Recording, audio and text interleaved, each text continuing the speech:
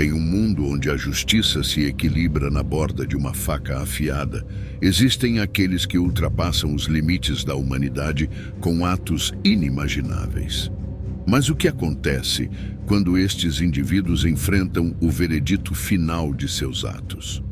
Este documentário mergulha nas profundezas da psique humana, explorando as reações de assassinos notórios no momento em que recebem suas sentenças. Da incredulidade ao arrependimento, da raiva à aceitação, cada reação revela uma história única. Jeffrey Dahmer, um assassino em série e criminoso americano, nasceu em 21 de maio de 1960. Entre 1978 e 1991, Dahmer assassinou 17 homens de maneira verdadeiramente horrível. A exploração, o esquartejamento, a necrofilia e o canibalismo foram todos elementos de seus crimes. Eu sempre soube que era errado, mas depois do o primeiro assassinato não foi planejado. Eu estava voltando do shopping em 78. Eu tinha fantasias de pegar um carona e levá-lo de volta para casa e ter total controle e domínio sobre ele. Pelo que a maioria relata, Dahmer teve uma infância normal. No entanto, ele se tornou retraído e pouco comunicativo à medida que envelhecia. Começou a demonstrar pouco ou nenhum interesse por hobbies ou interação social à medida que entrava na adolescência, voltando-se, em vez disso, para examinar carcaças de animais e beber pesadamente como entretenimento. Seu consumo de álcool continuou ao longo do ensino médio, mas não o impediu de se formar em 1978. Foi apenas 3 semanas depois que o jovem de 18 anos cometeu seu primeiro crime. Devido ao desenrolar do divórcio de seus pais naquele verão, Jeffrey ficou sozinho em casa. Ele aproveitou a oportunidade para agir de acordo com seus pensamentos sombrios que vinham crescendo em sua mente. Jeffrey ofereceu uma carona para um menino chamado Stephen Hicks e ofereceu levá-lo de volta à casa de seu pai para tomar cerveja. No entanto, quando Hicks decidiu ir embora, Dahmer o atingiu na parte de trás da cabeça com uma halter de 10 quilos. Você parece o tipo de pessoa que poderia ter dito a si mesmo: isso está errado, eu devo parar. Em seguida, ele dissecou, dissolveu, pulverizou e espalhou os restos, agora imperceptíveis, por todo o seu quintal. Mais tarde admitiu ter assassinado Hicks simplesmente porque queria que ele ficasse. Passariam 9 anos antes que ele cometesse outro assassinato. Stephen Tuomi foi a segunda vítima assassinada em setembro de 1987. Dahmer o pegou em um bar e o levou de volta a um quarto de hotel, onde acordou na manhã seguinte ao corpo espancado de Tuomi. Mais tarde, afirmou não ter memória real de ter assassinado Tuomi, sugerindo que cometeu o crime por algum impulso durante um período de perda de consciência. Os assassinatos ocorreram esporadicamente depois de Tuomi, com 2 vítimas em 1988, uma em 1989 e 4 em 1990. Ele continuou a atrair homens desavisados de bares ou a solicitar trabalhadores corporais, a quem então drogava, explorava e estrangulava.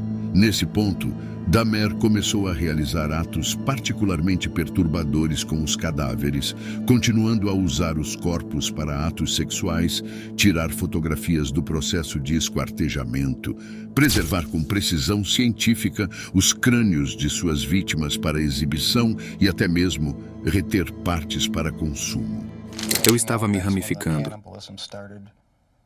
Foi aí que começou o canibalismo. Comendo o coração e o músculo do braço, era uma forma de me fazer sentir que eles faziam parte de mim. No início era só curiosidade, e depois tornou-se compulsivo. Depois tentei manter a pessoa viva, induzindo um estado de zumbi. Durante este período, Dahmer foi preso por um incidente em sua casa, trabalhando na fábrica de chocolate Ambrosia, onde ele drogou e explorou um menino de 13 anos. Por isso, ele recebeu uma pena de 5 anos de liberdade condicional, 1 ano em um campo de liberação de trabalho, e foi obrigado para se registrar como infrator. Ele foi liberado 2 meses antes do trabalho. Posteriormente, mudou-se para um apartamento em Milwaukee em maio de 1990. Apesar das consultas regulares com seu oficial de liberdade condicional, ele permaneceu livre para cometer 4 assassinatos naquele ano e mais 8 em 1991. Em 22 de julho de 1991, Dahmer atraiu Tracy Edwards para sua casa com a promessa de dinheiro em troca de sua companhia. Uma vez dentro, Edwards foi então forçado para o quarto por Dahmer com uma faca de açougueiro. Durante a luta, Edwards conseguiu se libertar e escapar para as ruas, onde sinalizou um carro de polícia. Quando a polícia chegou ao apartamento de Dahmer, Edwards os alertou sobre a faca que estava no quarto. Ao entrar no quarto, os policiais encontraram fotos de corpos, membros desmembrados e outras coisas perturbadoras, o que finalmente levou à prisão de Dahmer. Eu não quero ver minha mãe passar por isso novamente. Dahmer foi acusado de 15 homicídios e o julgamento começou em 30 de janeiro de 1992. Apesar das evidências esmagadoras contra ele, Dahmer se declarou inocente por motivo de insanidade devido à natureza de seus impulsos incrivelmente perturbadores e incontroláveis. Após 2 semanas de julgamento, o tribunal o declarou são e culpado por 15 acusações de assassinato. No final, ele foi condenado a 16 sentenças de prisão perpétua, totalizando 967 anos. Eu nunca quis a liberdade. Francamente, eu queria a morte para mim mesmo. Isso foi um caso para contar ao mundo que eu fiz o que fiz não por motivos de ódio. Eu não odiava ninguém. Eu sabia que estava doente ou malévolo, ou ambos. Agora, eu acreditava que estava doente. Em maio do mesmo ano, ele se declarou culpado pelo assassinato de sua primeira vítima, Stephen Hicks, e recebeu uma sentença adicional de prisão perpétua. Dahmer passou apenas algum tempo na prisão antes de ser morto por um companheiro de cela em 1994. Eu deveria ter permanecido com Deus. Eu tentei e falhei, criando um holocausto. E se eu pudesse dar minha vida agora para trazer os entes queridos deles de volta, eu faria. Sinto muito profundamente. Eu mereço qualquer consequência que eu tenha por causa do que fiz. Ele que tentou uma fuga da prisão, que resultou na morte de 4 funcionários da prisão na instituição correcional Pasquotank, na Carolina do Norte. Eu o esfaqueei umas 4 a 8 vezes. Michael Brady estava enfrentando uma sentença de 24 anos de prisão por uma condenação por tentativa de assassinato após atirar em um policial rodoviário do estado da Carolina do Norte. 4 anos depois de começar sua sentença, Brady e outros 3 detentos brutalmente assassinaram 4 funcionários da prisão com martelos e tesouras. Eu bati em Jeffrey Hall até ele parar de se mexer. Não sei quantas vezes o atingi com um martelo. Esse homem, Michael Brady, agrediu aquele homem, George Midget, como se estivesse tentando quebrar concreto. Brady então tentou pular uma cerca, mas foi capturado sob a mira de uma arma.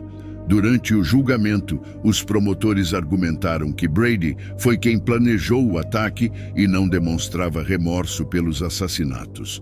Após a condenação de Brady, ele agora se pronunciará durante a fase de sentença. Eu estou aqui para contar a verdade. Você pode me perguntar qualquer coisa e eu vou contar a verdade. Quer doa ou ajude, eu não me importo com isso. Você não acredita que está louco, não é? Não, eu não acho que estou louco. E você sabe a diferença entre certo e errado? Sim. Então você sabe que assassinar é errado. Assassinar é um nome diferente para a morte, mas sim. Sua liberdade significava mais do que as vidas deles? Sim. E agora o juiz lê a recomendação do júri. O júri recomendou por unanimidade que o réu fosse condenado à morte. Brady parece completamente sem emoção e o juiz posteriormente concorda com a pena de morte. Agora ele está detido no Colorado, aguardando a execução de sua sentença de morte. Nada é mais assustador do que encarar os olhos de um assassino, e esses assassinos foram os mais aterrorizantes. Temos Kwaohuru Govan. Embora você possa pensar que este homem sendo arrastado e empurrado no tribunal é um ninguém, ele foi responsável por assassinatos horrendos. Tudo começou em fevereiro de 2005, no Brooklyn, quando partes do corpo de Roshan Brasil foram encontradas em sacos dentro de um túnel de metrô no Brooklyn. O caso ficou sem solução por 12 anos, até que o assassinato foi relacionado à última pessoa com quem ele foi visto saindo do metrô, que estava preso na Flórida por roubo à mão armada. Govan foi enviado de volta a Nova York, e seu DNA o vinculou a mais um assassinato, o de Charabia Thomas. O caos em torno de Govan o seguiu até o tribunal, onde ele teve que ser literalmente arrastado para dentro e contido.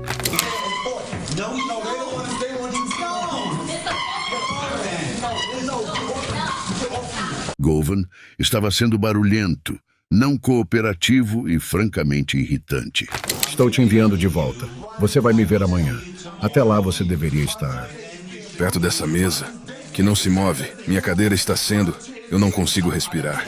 Ele estava convencido de que estava sendo incriminado, mas havia evidências suficientes para sugerir que Govan poderia ser um assassino em série. Os julgamentos enfrentavam complicações devido à recusa de Govan em ser filmado. O DNA do Sr. Govan não estava registrado até que ele foi preso e acusado por um assalto na Flórida. Uma vez que isso foi registrado, foi por isso que conseguimos fazer a correspondência com o homicídio de Charabia Thomas. Foi condenado a 25 anos de prisão perpétua pelo assassinato de Charabia Thomas, enquanto o julgamento pelo assassinato de Roshan Brasil ainda está em andamento.